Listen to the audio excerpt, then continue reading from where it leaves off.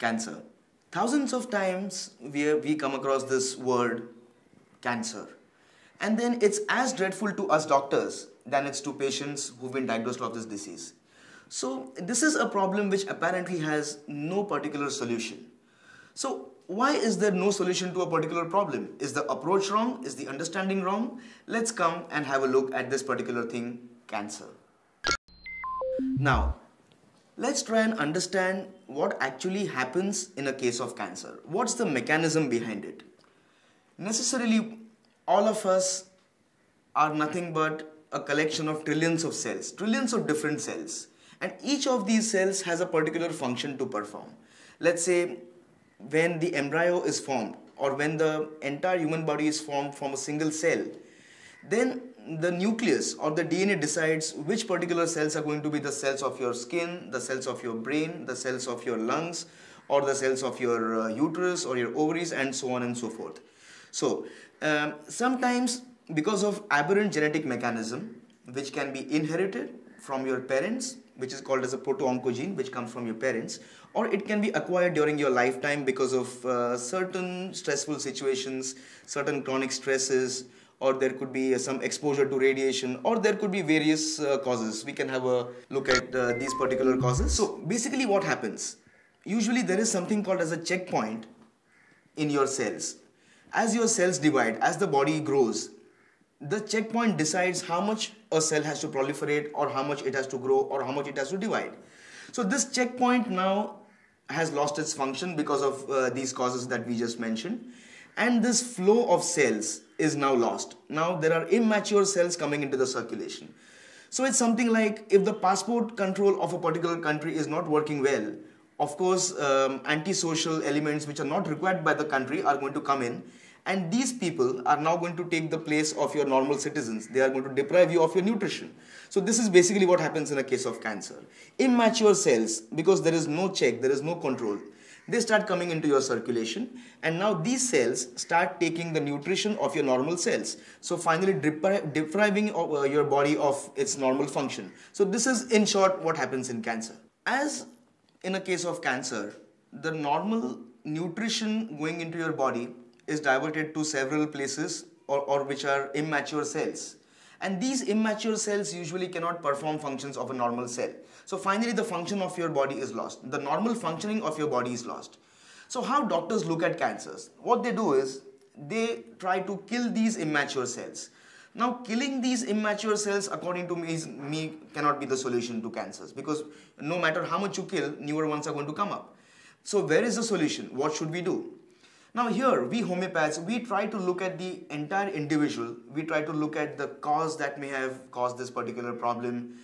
This could be a stressful event, or this could be some radiation, or this could be inherited. So what we try to do is, we try to go to your cause and we try to reverse this particular thing. So especially in the initial stages, homeopathy can be a curative mode, especially in these particular cases. In advanced stages, we can still help you by strengthening your physiological reserves so that your body can sustain this cancer better, or can prolong your life, or the quality of life can be better. So these things are definitely achievable through homeopathy. Now usually we homeopaths are very interested in what could be the probable cause of these cancers. And in my experience, I've seen several times that some kind of chronic stress or chronic prolonged stress. Now this could be nursing the sick, this could be a discord in the family, this could be a difficult relation between the husband and the wife, or your children. I mean, there could be a million causes that I could mention here, which can be very, very stressful and very, very severe. So usually what happens during these causes is, any stressful event releases a lot of neurotransmitters beyond the physiological limit. Now, any substance going beyond physiological limit eventually becomes a toxin. And now these toxins start acting at the level of your DNA of every cell, to the point where your genes start to mutate. Now that is what this is where we say that a proto-oncogene has now become an oncogene. So a normal cell now starts to divide erratically, starts to become immature, and now it becomes cancerous. So to understand the cause is very important for a homeopath, and this is what he is trying to dig at. This is something like a detective's job. So we go back your memory lane, we try to understand what the probable problem was, and this is what we try to correct. So what this brings about is something called as a genetic reversal of process. So just a cancer cell disappearing is not cure, but we also have to see what comes up after it. And we've seen innumerable number of times that the cancer disease does not disappear, but it transforms itself to something which is a much lower form. And this is evident from the follow-ups that we see in patients. So to cure any case of cancer, one must understand the genetic makeup. How is a human being made? And once you understand the genetic makeup, a person can actually treat a cancer. So the key in cancer is not about curing it, but about transforming it. So it's like striking a very good bargain in your own body, where a bigger disease like a cancer goes and something small comes up with which you can live for years to come. So in this transformation, patients can live a very happy, a very healthy and a strong life. That's what we homeopaths do. I came to know about this clinic through my daughter's friend. She just spoke to her that my mother has been detected with the breast cancer. So she said that there is one homeopath doctor. Her uncle is also taking the treatment from him. He is also suffering from mouth cancer or something. So then she gave the number of the clinic. My daughter came here, brought all the report and saw Dr. Khedekar with my reports. And he said, yes, I can treat her. And so I came into his safe hands for my treatment. And still from that time, I'm still under his safe hands. And I feel very, very comfortable. I gathered a lot of courage and strength at the time of my chemotherapy. I had heard a lot of horrifying experience at the time of chemo, what happens, and you have to undergo so much loss of sleep and loss of appetite and all that. But luckily, I didn't undergo so much. Little here and there, sometimes it used to happen, nauseatic and all that. But otherwise, throughout, I went very smoothly. Even I was going out. I used to go to temple every day. I used to go out in the evenings. And I was not worried about my loss of hair also. And I had gone weekend outside Bombay also. And I was very comfortable with his medicine. And one most important thing, no blisters in my mouth. That was very most important thing.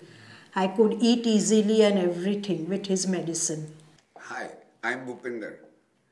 In 2006, I was diagnosed with cancer of the base of the tongue. I undertook treatment at Jaslok Hospital for chemotherapy and radiation.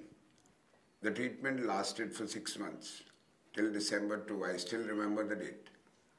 In between, around October, November, a friend of mine had told me about Dr. Shripad and homeopathy as an effective treatment.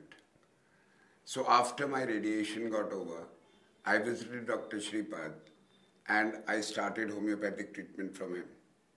It's been 6 long years. Yeah, I would like to emphasize long years because initially I got a little apprehensive about the length of the treatment. Since 6 years, I've not faced any major problems, at least of the relapse of cancer. There were stages in between when I was losing my patience because of certain problems which started coming back, problems which I thought I had been cured of. An example, asthma.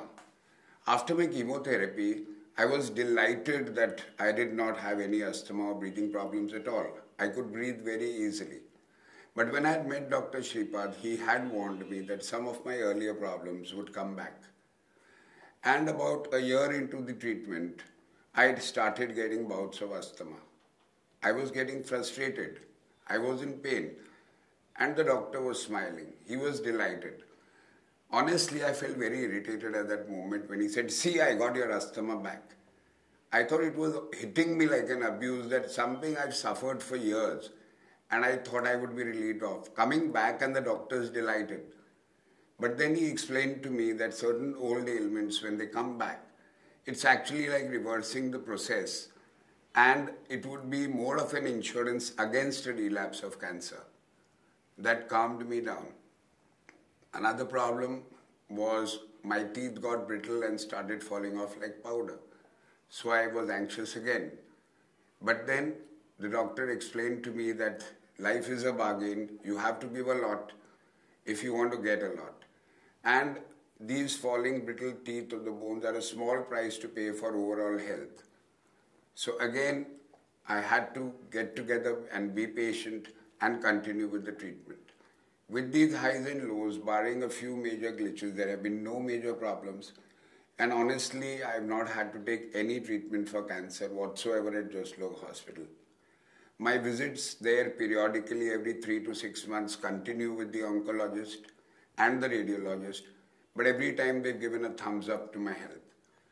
I could not gain weight for about 3 years. I had lost around 22 kilos in the 6 months, and for 3 years I remained quite lean. But then I gradually started putting on.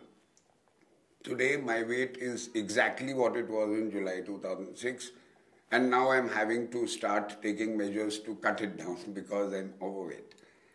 My asthma has not gone totally, but it is not as bad as it was prior to the cancer days. I'm no longer on steroids for asthma at all, which I was earlier to cancer. And I do take some bronchodilators at times when I'm really feeling low. But otherwise, most of the time, the homeopathy has taken care of all this. I would like to add that homeopathy is a long-drawn process. You have to be very patient, but if you have full faith in yourself with positive thinking and your doctor, it is a very effective course of treatment, and it is highly respected by the patients who got better. Obviously, I'm one of them. I wish good luck to all the other patients, and I would like to say one thing. Cancer, we definitely can conquer together with good doctors and good treatment, with positive frame of mind, with belief and faith. So, all the best to the others like me who are suffering from diseases like this. There is always hope, provided we have belief and faith in ourselves and in our doctor. I also happen to dabble with poetry a little, just as a hobby. And just in the past 1 hour, a few thoughts crossed my mind. I thought I would like to share them with you. So I would like to recite a small poem composed by me just a few moments ago. Life is a circle, you begin where you end. Life is a circle, you begin where you end. But as you move forward, you can't see the bend. If you're patient and upright, and your direction is right, there is but little doubt you're the winner in the end. There are no free lunches, all things come at a price. If you want to get something, be prepared to sacrifice. What you give is what you get, then why should you regret? What you give is what you get, then why should you regret? Make the best of what you have and stay healthy, happy, wise. Problems have solutions too. There's an end to every grief. Problems have solutions too. There's an end to every grief. Do not doubt or give up. Have faith. Have belief. From ashes is phoenix born. Every night has a dawn. Those who try do succeed. Those who seek get relief. Those who try do succeed. Those who seek get relief. After all, it's homeopathy, the science of tomorrow that betters your life today.